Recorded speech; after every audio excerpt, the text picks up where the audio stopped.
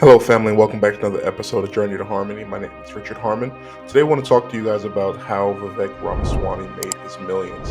So, Vivek Ramaswamy is a Republican candidate who has been on a meteoric rise over the last 6 months to a year. He has done some amazing things. He's seemed to be just about everywhere. He's on every podcast, every interview, every debate. He's making himself known, showing himself to be someone who many people can look up to, many people who are hopeful can possibly look to emulate. And he's done some things here that makes him either a candidate for this year or for 2028.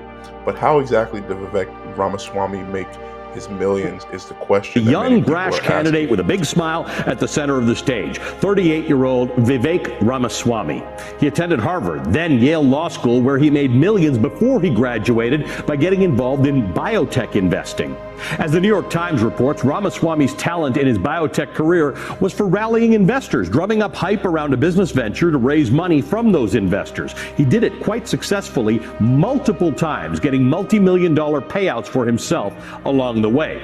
Ramaswamy gained political notoriety when he released his first book called Woke Inc., which focuses on his theory that, quote, woke politics has infiltrated the business world and that woke capitalism is a scam of liberal invention, costing Americans money and their values. And this week, just 6 months after Ramaswamy announced his campaign for president, he capitalized on his first time in the national spotlight.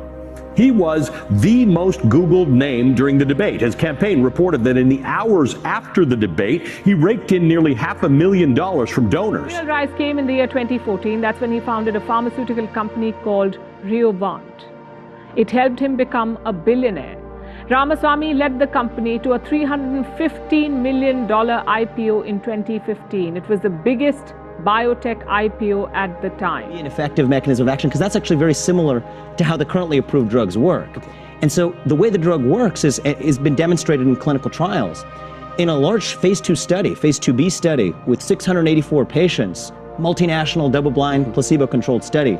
And this is the key, on the pre-specified analysis, not some type of reanalysis or subgroup analysis, but on the pre-specified analysis, the drug actually demonstrated statistically significant improvements in both cognition and in function out to 24 weeks in a way that was maintained out to a full year in time. So that's actually what we think makes this such an exciting opportunity. In addition to its safety and tolerability profile, it's a really well-tolerated drug, and you take it as one pill once a day. And we think that we're very excited about its development going forward. Okay, well, it saw a meteoric rise, but it ended in failure. Its Alzheimer's drug tanked in clinical trials. Ramaswamy apparently took this failure hard. In 2021, he stepped down as a CEO.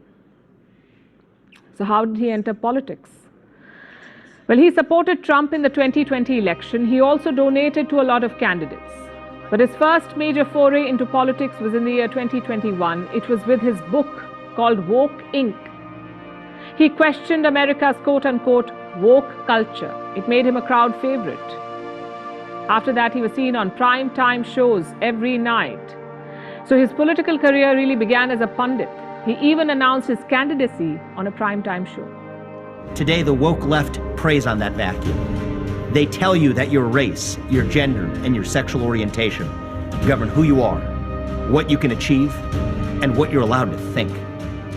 This is psychological slavery, and that has created a new culture of fear in our country that has completely replaced our culture of free speech in America. And that is why today I am announcing my run for President of the United States. This isn't just a political campaign. This is a cultural movement to create a new American dream for the next generation. You heard that. The new American dream, he says. Basically, Vivek Ramaswamy wants a revolution, one that will unify America. And what is the secret sauce? He says it's capitalism. So where does he stand on most issues? So I obviously can't speak for other companies other than Axovant, right. But what I can tell you is that RVT-101 is a unique drug that we actually think could help millions of patients with Alzheimer's disease. Our focus is actually on the treatment of Alzheimer's disease, dementia, and other forms of dementia. We've actually put together what I view as a top-notch team in the industry, involving the developer of the most widely used drug to treat Alzheimer's disease, who actually led our due diligence on this asset, and actually will lead our development program going forward. And actually on our board of directors is the former head of neurosciences from GSK that actually led the development of this drug, who sits on our board right now, and all of those individuals are every bit as excited as we are. It's $360 million for the Roivant subsidiary, Axovant Sciences. It's an attempt to market Interpidine as a drug for Alzheimer's disease. In December of 2014, Axovant purchased the patent of Interpidine from GlaxoSmithKline, where the drug had failed 4 previous clinical trials for $5 million. A small sum in industry, Ramaswamy appeared on the cover of Forbes in 2015, and the company would be the highest return on investment endeavor ever taken by a pharmaceutical industry. In 2017, the company announced that Interpidine had failed in its large clinical trial. The company's value plunged. It lost 75% in one day and continued to decline afterward. Shareholders who lost money included various institutional investors, such as California State Teachers Retirement System Pension Fund. Ramaswamy was insulated from much of Axovant's losses because he had held his stake through Roivant.